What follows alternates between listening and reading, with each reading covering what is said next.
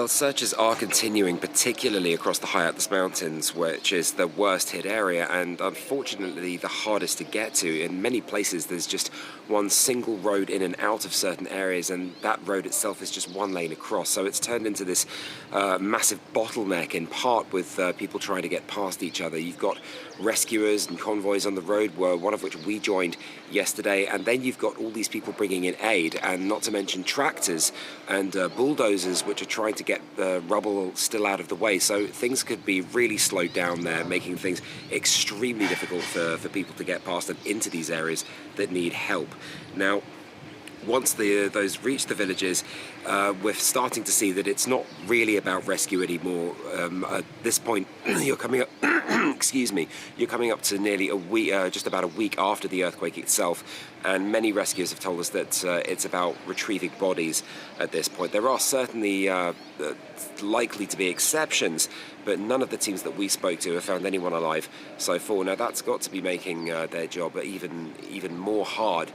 They're here to help people. It's that even in Turkey, when some of those international rescuers were there, they were able to pull people out from under the ruins. But here, it's not looking likely to be the case. Now, on Thursday, we followed the Spanish and the UK teams into these devastated areas, and we really saw a confirmation of what they said. It's taking a long, difficult route. They're finding extremely difficult coordination with other teams, that sometimes they spend hours trying to get to places only to find that other teams have previously been through and that they haven't been told. They'll end up wasting hours this way when they could be helping. Even some people telling us that they were thinking that it may in fact be time to go home. Now, the only difference there is when it comes to places that have really been hit badly, like the village of Mintala.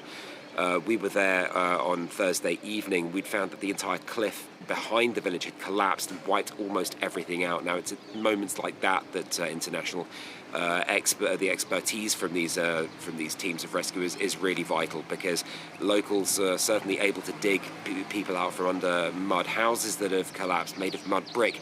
But when they're made of, buried by tons and tons of rock, that's when that expertise comes in useful. We saw an Emirati team from the UAE spending 2 days just to get out one body. They brought that out while we were there and took that body for an immediate burial.